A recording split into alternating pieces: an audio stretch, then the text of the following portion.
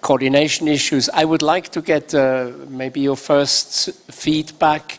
Personally, I thought, and I heard that from many informally, that actually the format chosen worked very well. And Tatiana did a really great job in teasing out the question and did it with elegance and panache. But I would like to hear also from you, and also maybe are there lessons learned as the memories are still fresh? Anything we should have done differently? I think we could have used more time, actually. We had still a lot of substance there, but if in doubt, it's always better to stop early and you have the feeling there's still some unanswered question rather than exhaust your time. Oh, sorry, I started the session without introducing myself. Marcus Kummer for remote participants, in case there are any.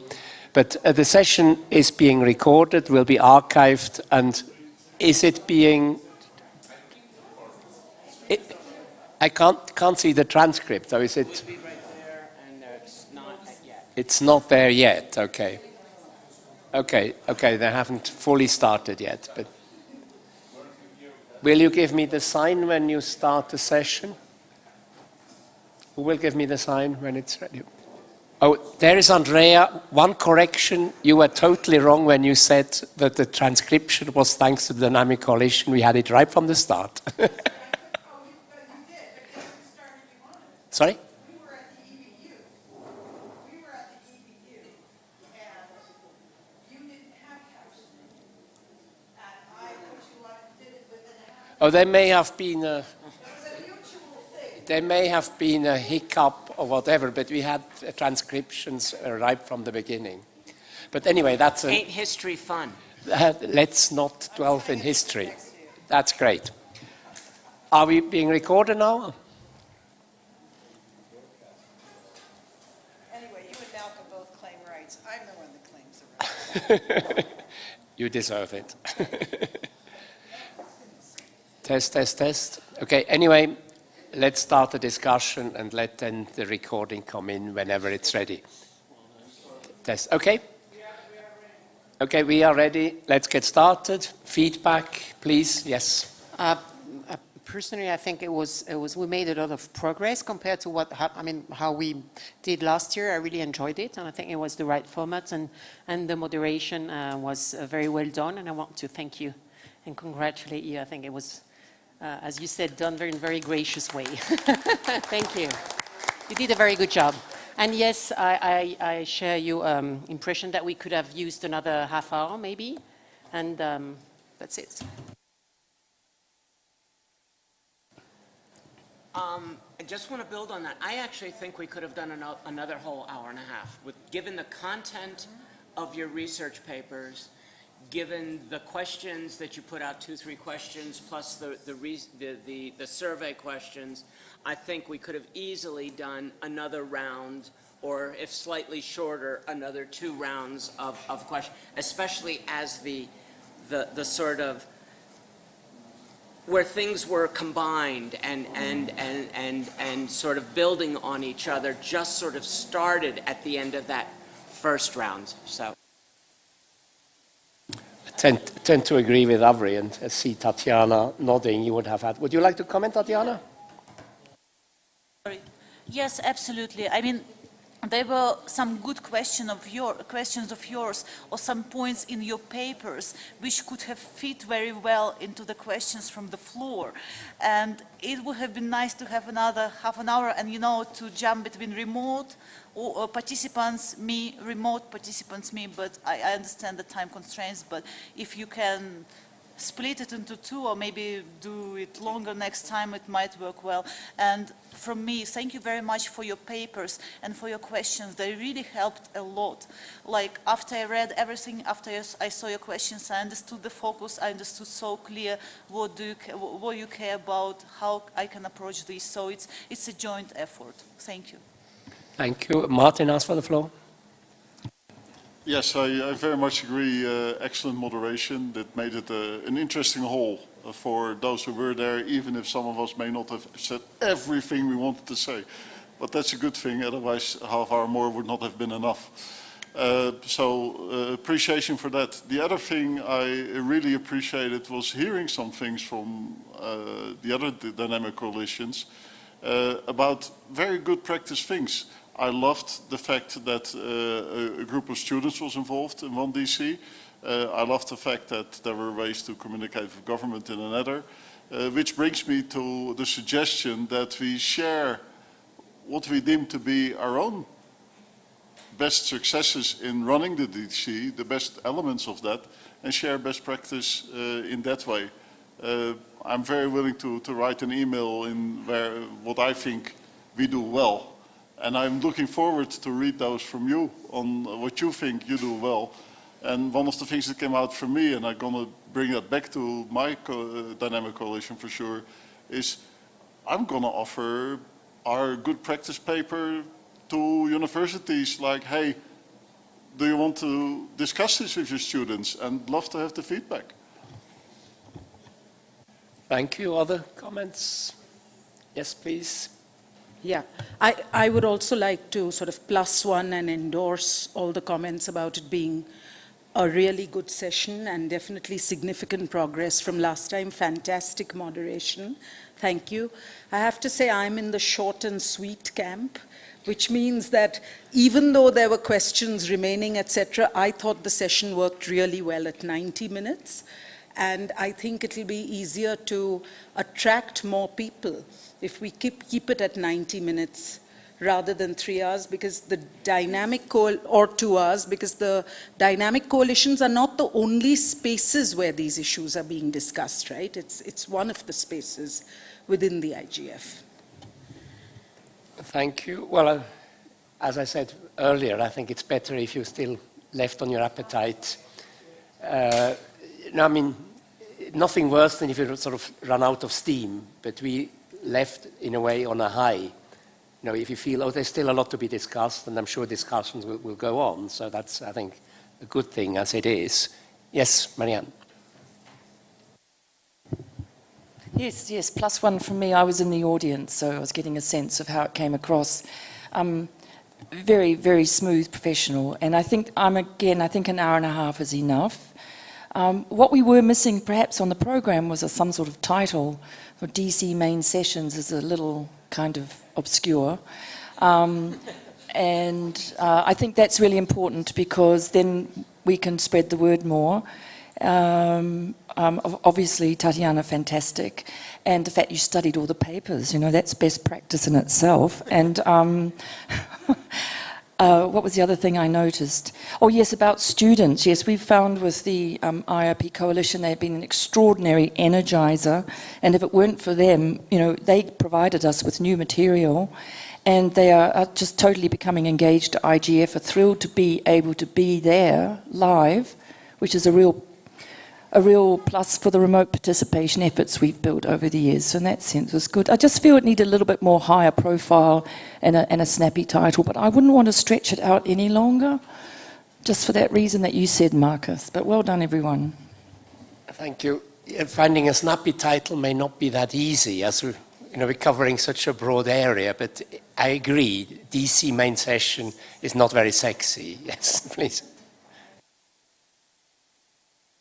This year might have been the first year there was a newcomers track too. I think that we should encourage a tie between the newcomers track and the DC main session, because some of the points that Tatiana made about isn't this the same as that and how are you different have been very helpful to newcomers to the IGF. And so to the extent that the session could be, I don't know, advertised through the newcomers track or some other thing, I think that could be helpful.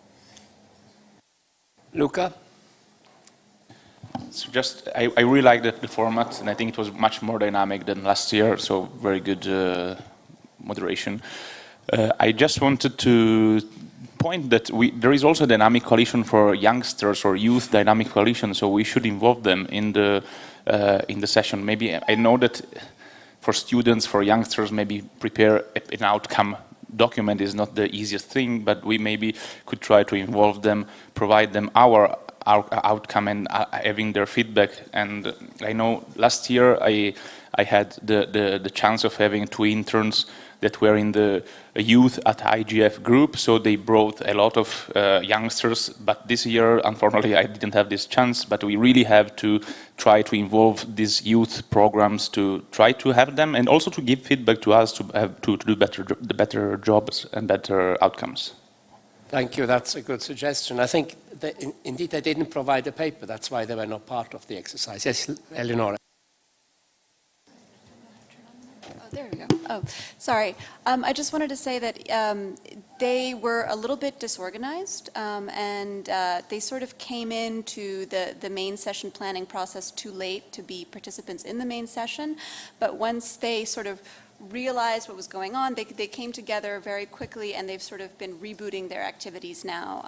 They did produce a report, and they've been meeting and talking much more regularly. So I think, you know, from now on, we will see them being more active.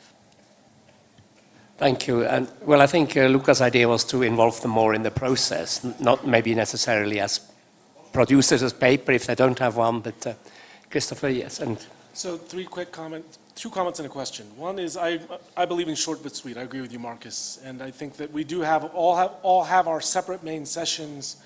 So there's ample opportunity to discuss it at length. This is more lightning round, you know, lightning presentations. Second, I agree with Luca. I think there's not just their dynamic coalition, but I'd like to take a suggestion, just to throw it out there, is can we create an event where we meet them early in the week, like maybe day 0, in an informal sort of mix and match session? Because one of the things that we did in our booth is we put up a sign that says "Youth Welcome Here." They're wandering around lost. You know, they don't have a home, and the more we orient them early and get them in conversations with some of the more active organizations here, I think that would be helpful. The question is, are we just talking about the session we just ended, or are we talking about the dynamic coalitions generally here? Because I have a comment about how feedback I received from my main session proper. Well, I thought we are still fresh, our memories, let's just have a fresh reactions to our main session, and I think it is all very helpful, and I see that quite a few. But Olivier was first. Thank you, Marcus. Olivier Crépin-Leblanc for the transcript. Two things. First, the fact that our moderator walked behind us freaked me out.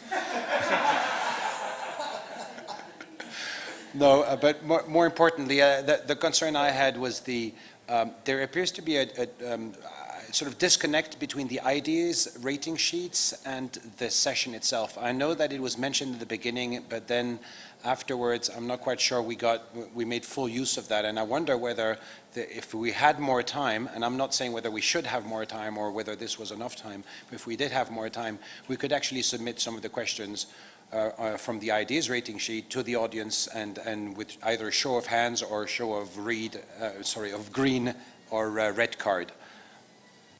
Thank you for that, and the shame. Jeremy was not able to join us as he had another commitment. Hang on, I'm losing track of the queue. I think you were next, and then Marianne. Yes, please. This is Nico Echanis from the DC3.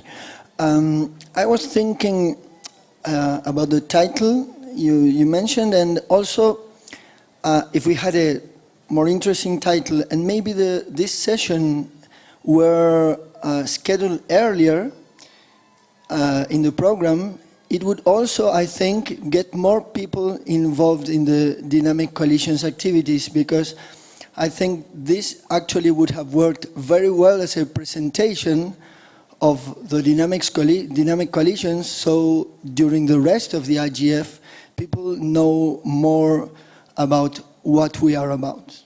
So that's a proposal. Thank you. That's a valid point about the scheduling.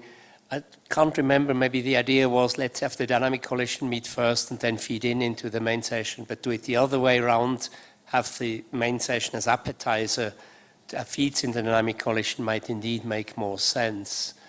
Marianne now, and then Luca. Yeah, about Twitter. Oh, sorry.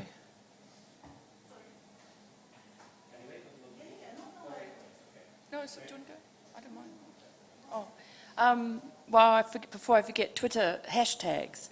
Wasn't clear where the hashtag was. I couldn't find it. I was just using hashtag IGF 2016, but that could be, I didn't know where to look. And also, I just had a question. Is it IGF policy that that Twitter walls, I think they're great to have. I think they liven things up. But is there a policy to moderate them? Why do they need to be moderated at all? Well, there is the question, there may be some taboo issues that are not allowed to be mentioned in a UN context. I mean, we're not talking about just a gatekeeper to see what's coming up or not. But that was, in sense, it's a little bit of a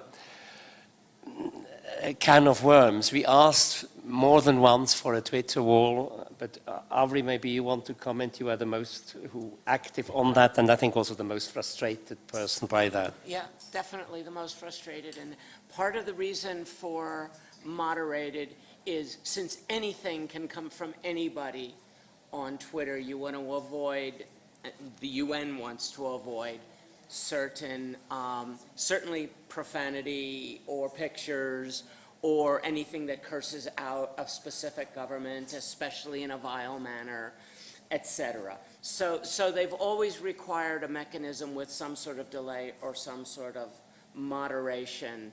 And those tools are available. We just weren't able, the human rights group got something going, and if we had known what they got going, we could have used what they had, but I only found out about it when I was sitting in their session earlier in the day. So that's the reason why we have to do that, at least a delay where someone has time to stop the expletives, stop the dirt, stop the, because you could send anything in Twitter. Just in terms of general education about this event, then if Twitter walls come, and I think they're great, okay, point taken, then some basic guidelines are included so that people understand why it would be moderated, because it's counterintuitive to how Twitter works. And that's also educational, yeah. Well, should I put it that way? There are also other sensitivities apart from profanity, still so political sensitivity. Yes. Who was next now? I think. Oh, okay. Oh, sorry. No, you said you. Tatiana. Yeah. Thanks.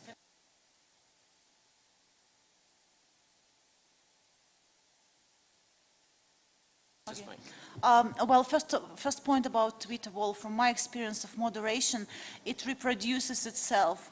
When those who are tweeting can see the Twitter wall, when it's projected somewhere. Otherwise, it will be mostly silent, especially if the session is not super controversial. This is the first point. Well, I would like to excuse, I would like to say sorry for walking behind you. It's a big stage, and I decided to do this to maintain the suspense and to keep you awake. But honestly, the reason behind this is that I don't like standing moderators, because it's a kind of, there should be some movement on stage, I believe. Moderator is not just a tape recorder, it's someone who at least provides connection between the floor and the stage. And these settings is so terrible when you sit there, you know, you're like above the audience. So I decided to move here and there, because if I move in front of you, there is an opportunity for me to turn with my back to the audience, and this is a killer for the session. So I'm sorry for this, but next time I'm going to do it again. Yeah. It was great. You may have freaked out Olivier, but I think you did it well. And you moved very elegantly. You were floating across the stage. Look at it. Did you ask? Yeah. Yeah, I just had a comment regarding the survey. I think that there is also a lot of room for improvement there to have more feedback, because if we go on if we want the IGF participants to provide us feedback, they have to understand, they have to know that the survey exists. And if we go on the IGF website, you have to go on IGF community intersectional work, then on dynamic coalition, then on dynamic coalitions survey, and then you find them. And I think a link directly from the home page could be feasible and much easier to have feedback. Of course, Avri. Yeah. On that, I think I agree on the page, but I think there may be other ways to make sure that people can get to the link, because the page is constantly turning. So I think it's good to get it on the front page, probably good to get it on the schedules, good to get it on signs around the place. So I tried to push it as much as possible in various meetings, you know, whether there were ways to post it so that people could just get it. I think you're right about keeping it on the page, and I'll work on that for next time, but I don't even think that that necessarily be enough to get enough people to read the papers. I think the other part is some of the people obviously won't have read the papers until maybe today it will be enough for them to be interested enough to go back. So that's part of us advertising them in the meeting and such. Thanks. We did have them out on the DC booth, but Yeah. according to Jeremy, there was very little feedback, although we had it right from the beginning. But you? Yes. Yes. I want to share our experience of the idea rating survey last year when we did it for the first time. We actually put it out. Remember, the deadline was extended by a month, and we put it out on social media. We put it out on a number of gender lists where, you know, etc. But honestly, people have been quite resistant to filling out the survey. I don't know if that's because of the platform itself, the user interface, or what the issue is. So I would like us to also keep the possibility open of testing it this year and then deciding what we want to do next year. Yes, please. Yeah. Did anybody go to an Internet Society session where they asked you to contribute to their survey and they gave you a little card that told you where to go? Could we do something like that for the surveys? Just so that people can take it away with them and they'll know where to go? Because I still have mine and I got this on the first day. Have you gone to the survey? I've done the survey, but I thought it was such a good idea that I'm taking it with me as evidence. Yes, please. And please say your, I can't remember all the names, so please state your name when you... I'm Jutta Kroll, and I was a founding member of the Dynamic Coalition of Child Online Safety. And going back to that year, I think it was the second IGF that it was founded. I found the idea of dynamic coalition very thrilling, and I think we might consider, when we talk about the title of the session, DC main session. Not everybody knows the acronym, and it could be much more dynamic. And when I went back to tell my staff at the organization, we are now part of a dynamic coalition, everybody was asking, what is that? What does it mean? And I think we can stress that a little bit and explore it a little bit. What does it mean, a dynamic coalition? What could we do with that very good format? It's a good name and a good format, but it needs also to be explained to all the other IGF participants. In a way, you were already touching on what was part of Eleonora's agenda for the session. We are, but it's fine, you know, we're having the discussion a bit, what in French you say, à bâton rompu. Our memory is still fresh. We had a good session. We all, I think, are fairly pleased with how it went and all the work we put into. So it's great to have this brainstorming immediately afterwards. Luca? Yeah. One point on the survey, and then I comment on what has just been said. The survey, I think it has been very useful to put the option of having or identifying the stakeholder group, and I think also the region. I'm not sure if that has been put, but I think that the fact of asking people to put their name, that is something that will dissuade people to take the survey, because people don't want to vote, and to know that people, anonymity is a basic principle for democracy. You don't vote giving your name. I mean, you give your name, but you don't say to everyone that you have voted for something or something else. So I would suggest not to ask people's name if we want to have feedback. And another comment that I had about the name dynamic coalitions. I really like the name dynamic coalitions, but maybe it would be more understandable for people if we call them IGF coalitions rather than dynamic coalitions, because a dynamic coalition, I mean, for us, is immediate to understand what it is. But for someone that has never been in contact with the IGF process, if you say IGF coalition, is much more understandable than a dynamic coalition. Well, Andrea doesn't agree, and I was just going to say there may be some resistance against naming them IGF dynamic coalitions, but Andrea, you don't agree? Can you explain why? Yeah, because number one, when you start to change a name, you change a brand, and we have a brand. The best way to go forward is to take that brand and make it more accessible and more visible. If you change brands and, somebody's going to mix up this, that, and the other. So I would be against that. And also, you're perfectly right. There is a problem with labeling it IGF. So also, we weren't even recognized in the beginning. We were considered upstarts and horrible little creatures that can't influence the IGF. So rather than push the boat out, what you want is, as I say, you said it, it isn't very sexy, just DC. We could have put dynamic coalitions, and we could have put a caveat, which is on a kind of, where you click on it and it drops down and you can see the names of the dynamic coalitions and what they are. So that if you put that and you have access to the web, you can look at what's there. So rather than try and become fashionable, catchy, sexy, or whatever, let's be more explanative and more accessible. So if there's a drop-down box, people will see that. That would be my suggestion. Thank you. Christopher and then Marianne. Well, thank you. I agree with the idea of rating sheets or whatever we're calling them now. To me, the spirit of the IGF is bringing together multi-stakeholder groups, and it's not you get consensus in one and different views on another. It's important that we really capture in those the breadth of it, because the whole point is to engage the whole community, because unless it has that consensus, it's not going to succeed. What was striking to me, the one comment I got in my own main session, and this is an interesting blind spot, well, it struck me from the ones I met. I had 3 of the different stakeholder groups there. I had no government on the stage.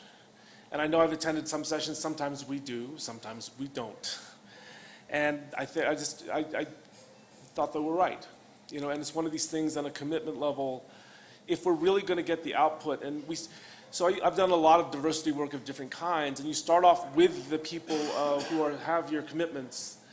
But we do understand, we started inviting people outside that group because that's ultimately the people we need to engage in the work. And unless we get their attendance, we can't get their buy-in. And so I think, one of the challenges, I think, in terms of, I think this has once caused a best practices discussion. I think as dynamic coalitions, we need to, I think every convener has to take responsibility for active outreach to make sure that the participation is representative so the full range of voices is there. It can be quite frustrating. It can be quite hard to get certain parts of the stakeholder groups to participate. But I think if this type of organization is going to have the kind of impact that we hope, it's going to require us as dynamic coalitions to commit to that. Because otherwise we'll talk amongst ourselves, which has its own rewards in its own way, but will not lead to the kind of outcomes I think we're committed to trying to, the kind of dialogue and interaction and consensus building we're all trying to promote.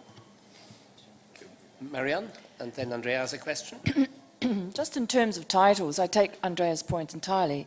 DC main session, subtitle, presenting new work or new work proposals. Even that provides a lead into why someone might want to come to that main session. About the survey, I sent... Oh, sorry. Oh, I'm terribly sorry. Oh, sorry, I didn't realize. My apologies. Yeah, my mum tells me this all the time, sorry. About the survey, yes, I made an intervention last year in our follow-up. Anonymity is absolutely vital for a survey to work. It's pointless to have a survey and ask people. You can ask people to volunteer their name, but it's pointless, and it's a shame because a lot of work has been put into that. And we were developing it quite well this year by being asked to have these propositions. That was a good disciplining and focusing exercise. We got a lot out of it from the IRP coalition, but to not anonymize it is inappropriate on not just democratic grounds, it's actually inappropriate on research grounds, and it actually, unfortunately, invalidates the tools as a research approach. Before we get into the discussion of whether we want to rate like we're rating, I just really need to underscore that point. It's a shame, really. But let's see how they go this month. Look, did you actually have remote comments? Yes, please.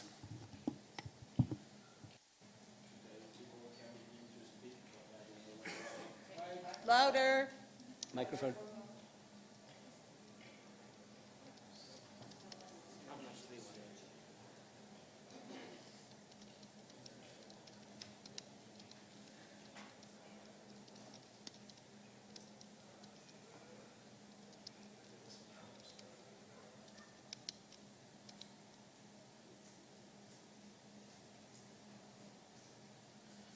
I think that there is one people online, but I don't know why reason is not begin to speaking. I don't know is out that here. Okay. No. It's okay. Okay. Yep. Thank you. Olivier?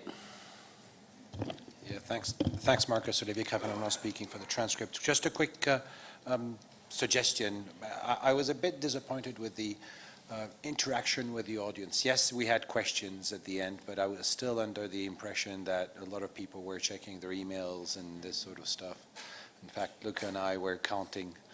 We got different numbers. But anyway, maybe, I mean, we have to explore ways to engage the audience more and to get more immediate feedback from them. And I just wonder, and this is just something I'm throwing out there, I remember, I can't remember if it was the first or the second Russian IGF. They had these little boxes that everyone had with A, B, C, D. People, whilst discussions were going on, could press buttons, and you know, if they strongly agreed, they would go A, and if they strongly disagreed, they would press D.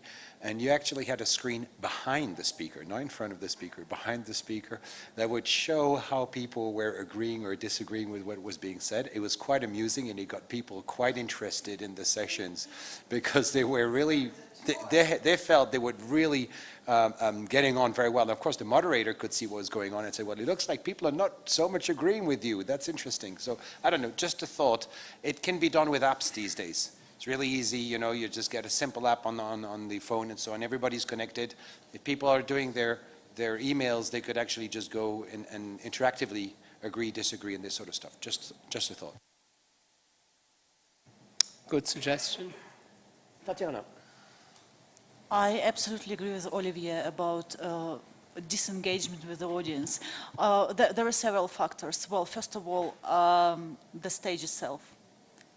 It is just the positioning of the room and the chairs. From my moderation experience, I just know that these rooms with the stage are always less inclusive.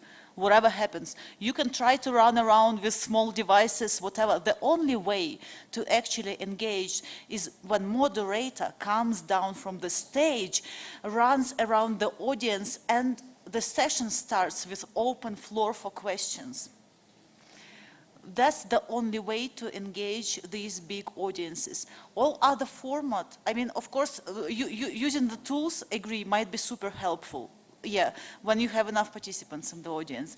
When we just started, I counted like what, there was like 10 people or something. So I believe that for the future, you might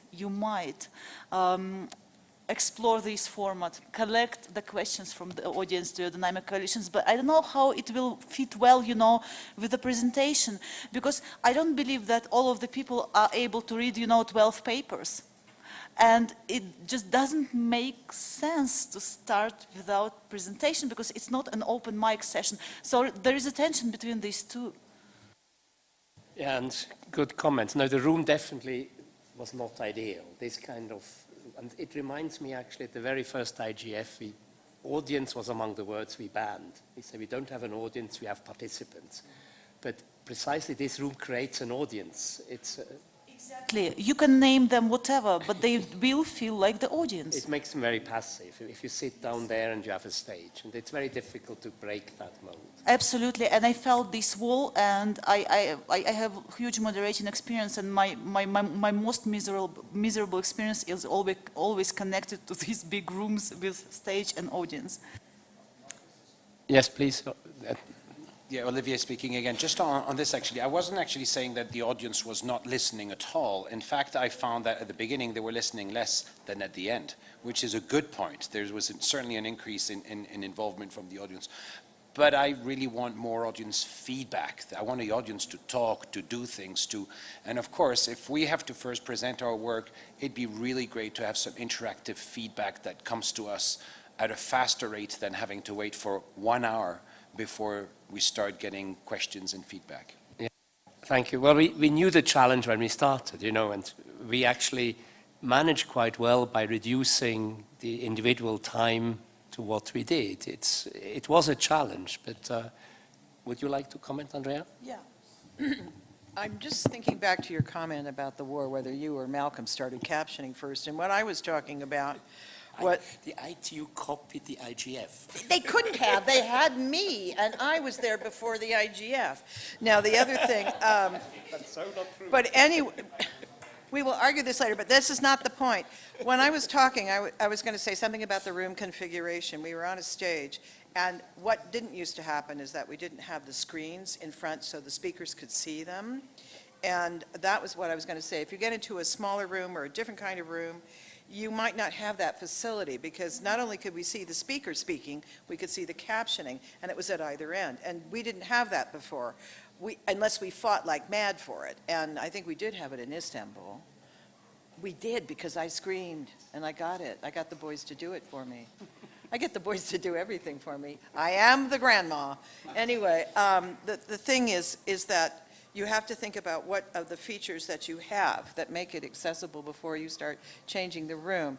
I think the room was too big because we had too many spaces, but maybe we should look at filling the room rather than, and also it isn't accessible with the stairs.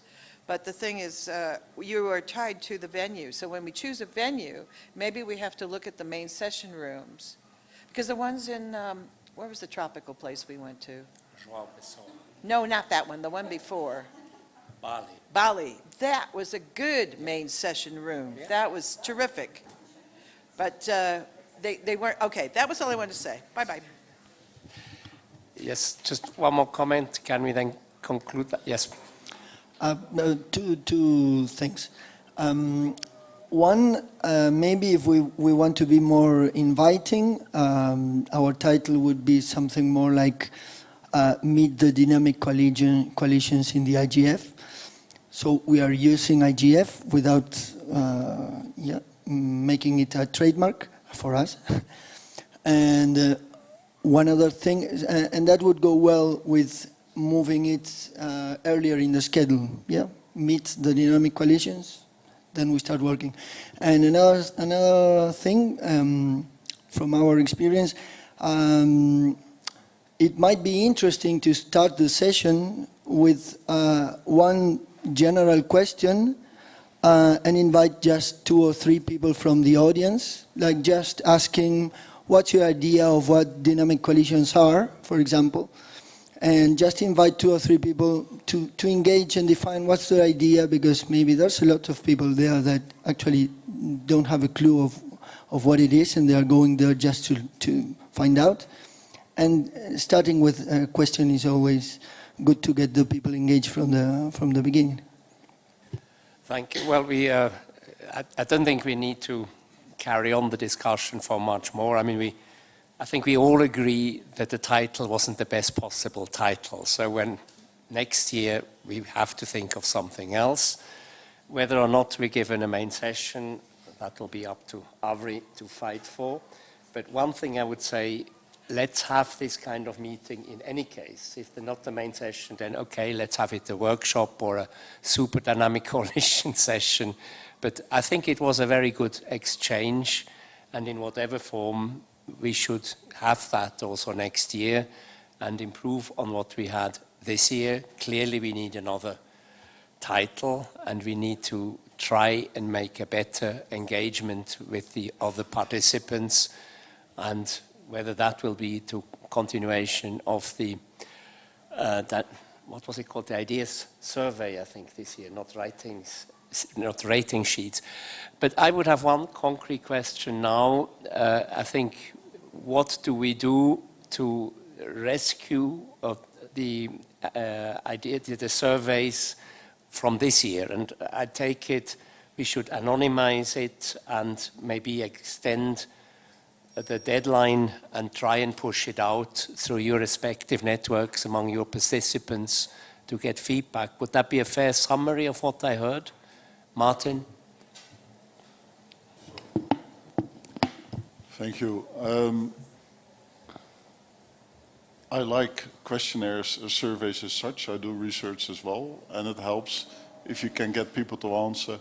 I think the second year in a row we showed that we can't get people to answer. So in that way, it's not useful. I don't think on the last day or the last day of the IGF we're going to be able to do anything to save that. And in that way, despite liking the theoretical value, for me the practical value is such that I don't intend to invest a lot of time in that.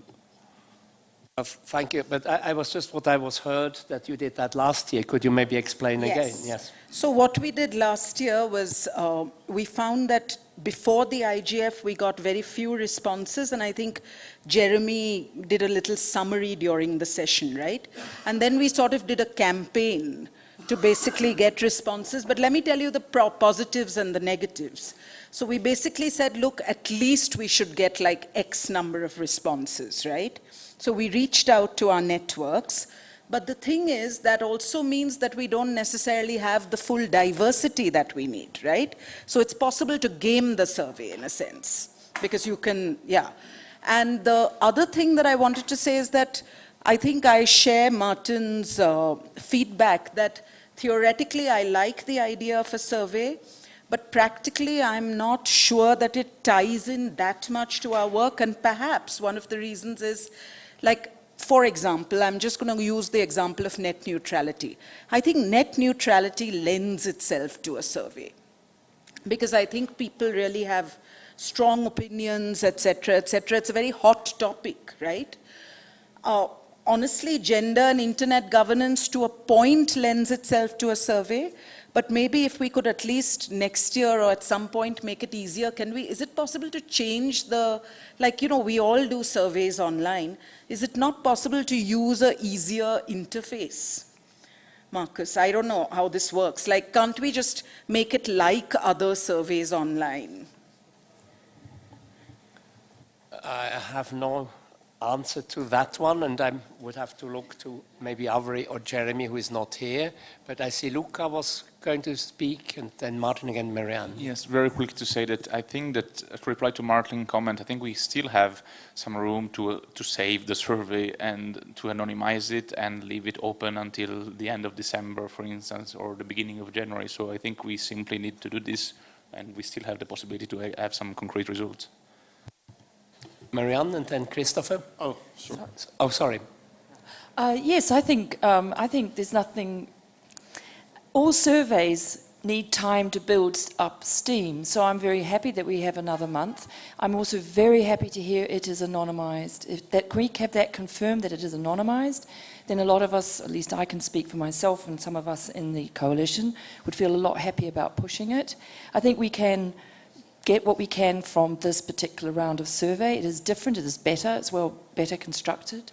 But back to Bishaka's point, what is this tool for? It needs to have a reason and it needs to have an objective that makes sense. So we could continue with the survey tool next year, and we need to decide what we want to get out of it. But the very valuable input we got from that interactive platform last year, where all the documents were open for online comment, and there was online comment. I found that extraordinarily valuable.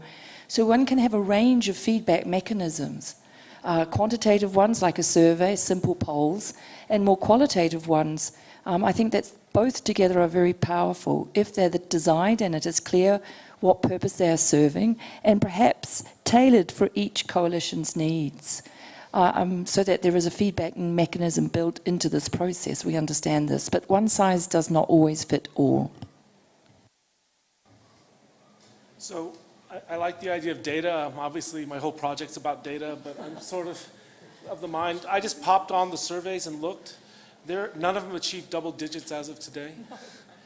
And I don't know. It's tough, you know. And by definition, what our ability to reach the community is largely going to be determined by our dynamic coalitions already, the people we're in. If the attempt is to survey the broader IGF community, I find it's going to be hard. It's going to be very hard. And so my gut tells me that if that's the feedback we're looking for, we may not get it. The online documents, I think, is a great idea, and I've seen that. One of the things that I've experienced is If we do that, I think there's a need to be transparent. There are times that I've given input into documents and it's not actually, it gets rejected. You know, no explanation, no even acknowledgement that there were suggestions. And you know, if we're going to use that as a mechanism, it should be a way of creating dialogue, because we're not really voting organizations. It's sort of consensus building and getting conversations going, more so than trying to get, you know, it's the process of the feedback that's really valuable, and surfacing that and going it than the actual outcome document itself. Marcus, may I just respond for that? Last year, the tool we had was very good, and it was transparent. In this case, it wasn't anonymized, which I think in this sense was right. Your point's well taken, but I thought it was a powerful tool we have underestimated, and I'd like to see it back online again if we can. Whatever tool we used, I'm not sure what the brand was. Martin's been waiting patiently. Thank you. First, I don't think it's the quality of the surveys which is the problem. I'm very happy to keep it open till the end of the month or to end of January, and if we manage to reach the double digits, the first digit may still be a 1. So that will not impress me. Particularly because it's quantitative, which doesn't make really sense. I do appreciate the use of the documents that we had last year. It led to some input from corners I hadn't known. And for that, it's important you know how to use it. Also, as a moderator, I agree that you reply on the comments rather than just change it without saying something. Thanks to Avery, I learned how to be better in that, because I wasn't used to it either. I can imagine that many of us are not used to it. So the documents a plus for me. Yeah, if you want to do the survey again next year, or again deliver a couple of questions, happy to do that effort. But let's see how much better we did in terms of responses than last year. I don't think it's much better. And where do we put our efforts and our money? Maybe there's better ways, like the qualitative feedback on documents itself. Thank you. Jerry asked for the floor. Please, Jerry. Thank you. My first obvious question is, will the survey be accessible to the likes of myself? For instance, registering for IGF, there was a CAPTCHA, so I couldn't register myself. So would the survey be accessible? It has been tested. That's the obvious question. The second question, I think, is, it has been intimated, what is the purpose of this survey? Like, if somebody said, if there was a dynamic coalition on Irish people and it got all bad marks, are we going to say, right, we'll throw that coalition out? What's the purpose of it? That's just and do the results go back to the coalitions? Can people who have voted see the results, or is it just within IGF? I don't know the purpose of it. So I think some clarity there. And just another thought that flashed into my head there a few minutes ago when we were talking about the name of the session. I was thinking if you called it something like the interactive dynamic evaluation of activities session, or ideas. So just a thought. See for the ideas session. Thank you. And Andrea has a... Just your CAPTCHA, how do you spell that? CAPTCHCH, which is the robot discerning little thing you have to fill in. That's what you said. It didn't get through, and you couldn't use it. My name is spelled S-A-K-S. Thank you very much. And the thing is that there is a way of doing that, and Gunilla has some information on that. So maybe you could ask Gunilla, because I think everybody needs to read the Dynamic Coalition guidelines, please. I'll bet nobody has in this room read them. You have. You get a prize. Well, you would read them, because I would kill you if you didn't read them. Okay, but I don't think anybody else has, and I think it's important. And that's an interesting test, because how effective are we? And accessibility is always like, oh yeah, right, she's going around preaching. But the thing is, are we successful within our own group? So are we surveying ourselves? For what purpose? I'm taking Jerry's view. Well, the point was it should provide back to the dynamic coalitions. We already know that nobody's reading our thing, so, what do I need feedback for? Now you're being cynical. But Gunela had an explanation. Just quickly about capture, I understand why it's there, because it means that robots can't get onto the site. But there's ways around it, and it's not providing an audio version of capture, because that is not workable either. But it's an easy way to do it is just to have a question, 1 + 1 = what? And if person puts 2, it's fine. That's all that's necessary. So there's clear and easy, or you can have some other text questions that everyone knows the answer to, like what is the color of a sky? Well, presumably it's usually blue. I mean, in some places like Ireland, it's usually grey. But that's what I mean anyway. Yeah. So there's a very easy workaround to make capture accessible. Avri wanted to come in? Yes, I wanted to answer the question of what was the original purpose. I think they were originally suggested when all of the dynamic coalitions were sort of unknown. And so we did the papers with the editing, and then we had the suggestion of doing the surveys. I think we've tried the surveys 2 times. We've done the paper editing at least once. And it was just methods to get more feedback and to see which ones work and which ones don't. And I think one of the comments made about some tools being more appropriate for one dynamic coalition than another may be actually a clue that we don't necessarily need one tool that everybody's undergoing. We've got 2 tools now. We've tested them. We kind of know how they work.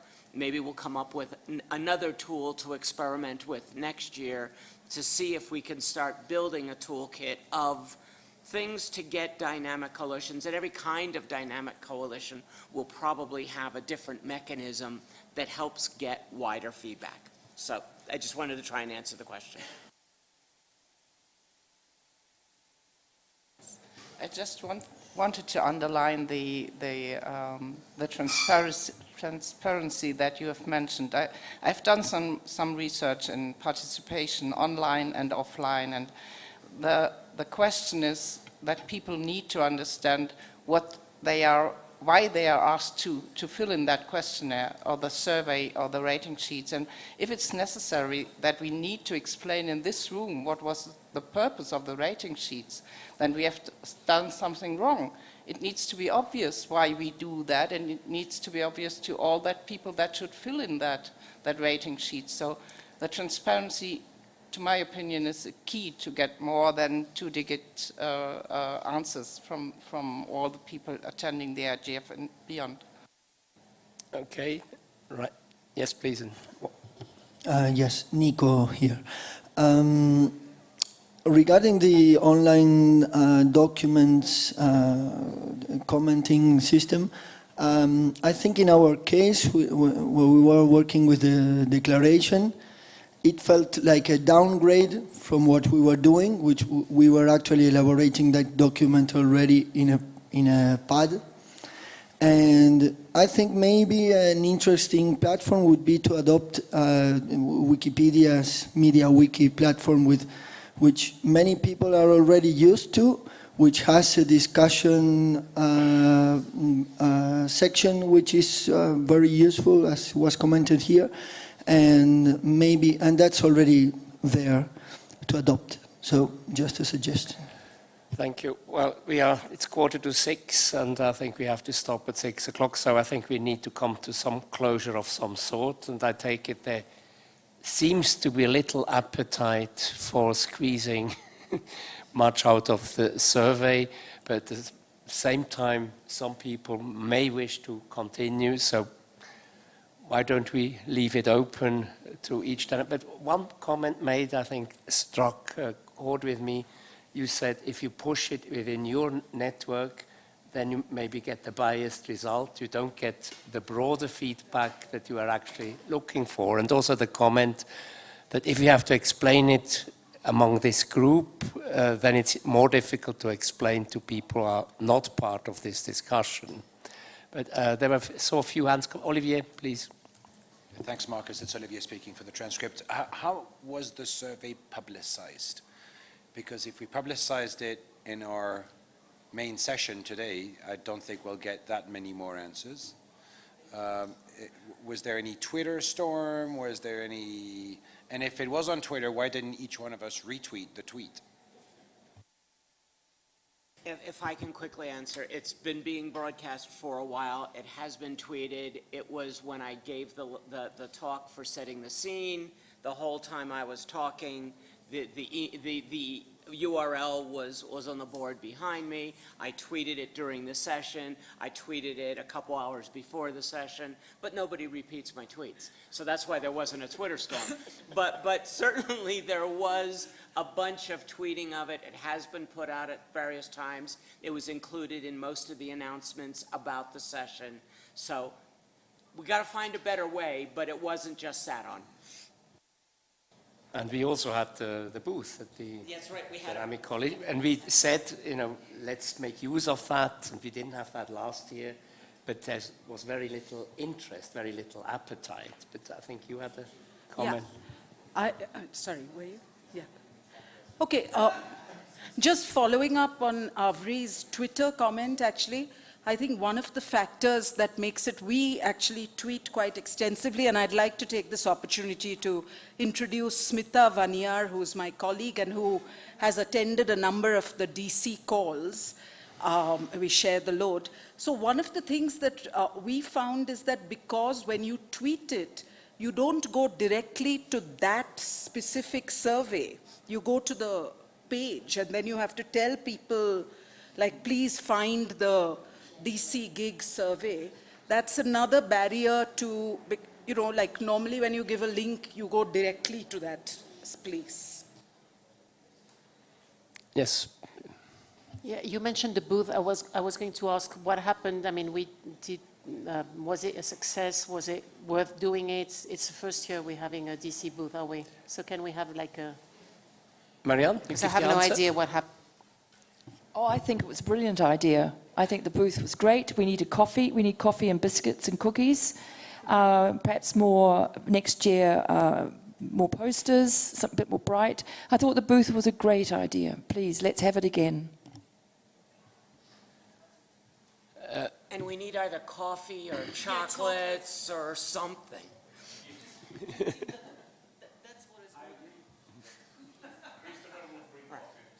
We can't steal coffee. We can't steal coffee, but maybe we can do chocolates.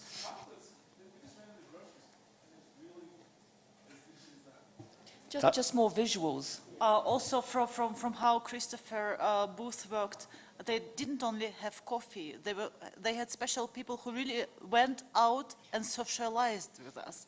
Like seriously, they were all over the place. Daily notices. Well, they had a special group there. Yeah, I mean, young people. young people. Those And young people. so, okay, let's think about what we can do better. But as I said, Eleonora had actually distributed, and it posted on the website, kind of agenda for this session, organizational best practices, co-facilitators and secretariat role, coordination moving forward, and all quite detailed questions, but obviously we will not have time to go into that. My main thing was now, what do we do with this survey? And is that a fair summary to say, okay, let it sleep and let's see what comes out of it. But I think the general feeling is, if you're in the single digits, then it's really not worth pushing it too much. But Luca doesn't agree. But I'm not sure that was the general feeling. I was more thinking that the general feeling was to keep it open until the end of December and to anonymize it. But maybe I'm misinterpreting the general feeling. So maybe we can raise hands. I think That was my first reading of the discussion. Okay, let's anonymize it and let's leave it open. But then I felt there was quite a lot of pushback on the value of the survey. But we can do that. We can do that. We can anonymize it and leave it open and see what comes out of it. Okay. Does that, Olivier? Thanks, Marcus. Olivier speaking. I've just retweeted Avri's tweets, which were not retweeted, so now you've got one retweet. Okay, well, Christopher? Well, I don't know, this is a survey guy in me. If we're going to change the instrument, we should dump the prior data. Because by having the requirement that you put a name on it, you've introduced a bias into your data. You'd have to segment them into different, it's just textbook. I mean, yeah, and if you're going to do that, if there is less than 10 people, but you're not losing very much. But again, it's a question of then we get the feedback, which is responding to prompts through certain means. But because there's such an effect on asking you to put, there is a known effect by asking you to put it, you're going to actually create a sample bias between the two populations, which you shouldn't combine into the same statistics. It's just textbook survey design. There's so few, we're not losing very much.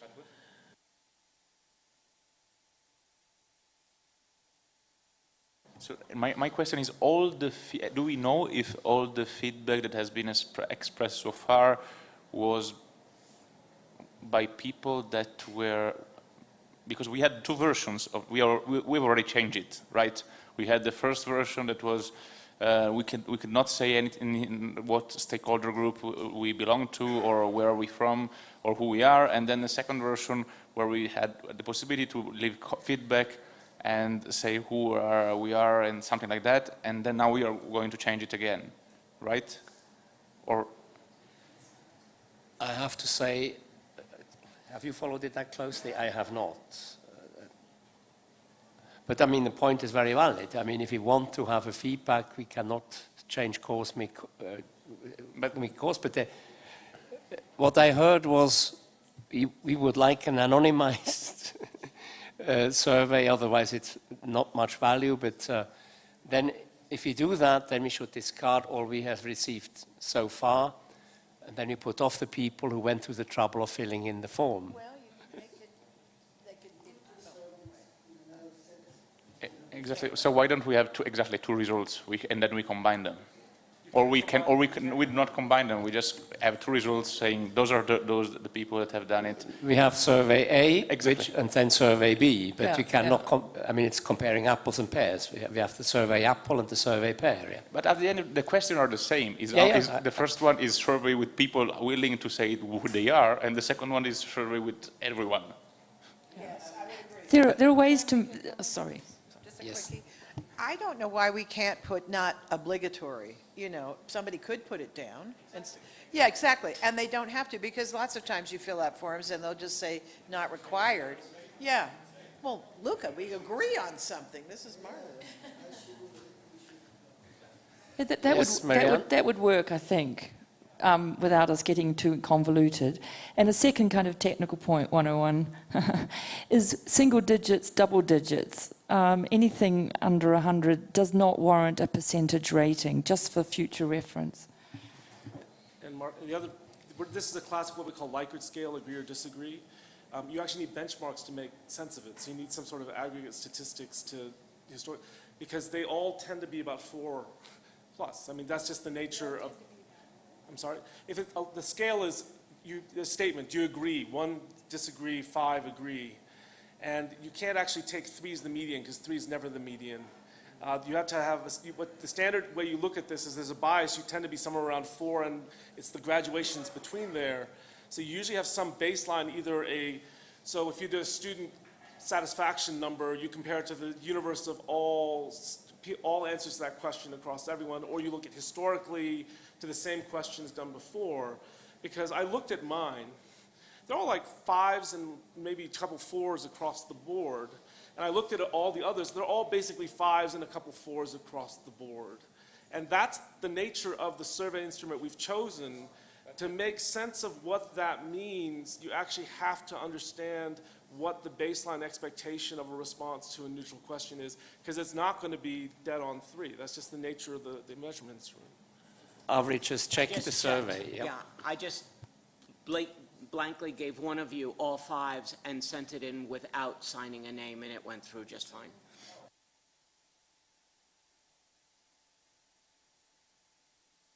So the anonymizing is not really an issue.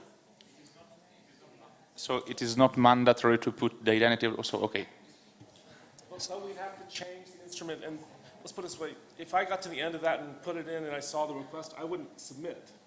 You know, and that's the question, is the ask, even though they can do it, if you don't make the clear ask, it's going to change the response characteristics of the people you're polling. So Why don't we just add after the name case, not mandatory? you can't, if you want to try to keep it open, you would say it's optional, make that clear on there, segregate the data so you don't do it, and then keep it open. You could try to do that. You still have to figure out what the baselines are going to be to make sense of the data. But this is really textbook survey stuff. Okay, let's talk to Jeremy and see how we can best make use of that, and let's keep it open till end of December, and let's take stock after that.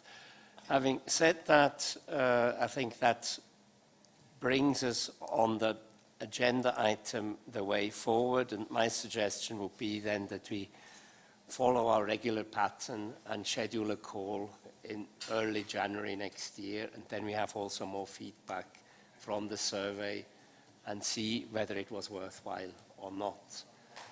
And I don't think we have much time to do much more today. I think it was a good and animated and vivid discussion with our memories still being fresh of what I consider a good session. And with that, I would like to thank you all for your active participation, for your excellent presentations, and for your discipline for sticking to or not exceeding the limited time slot allocated to you. Thank you, and I wish you an excellent rest of this meeting, and have an excellent evening. Thank you. Bye-bye.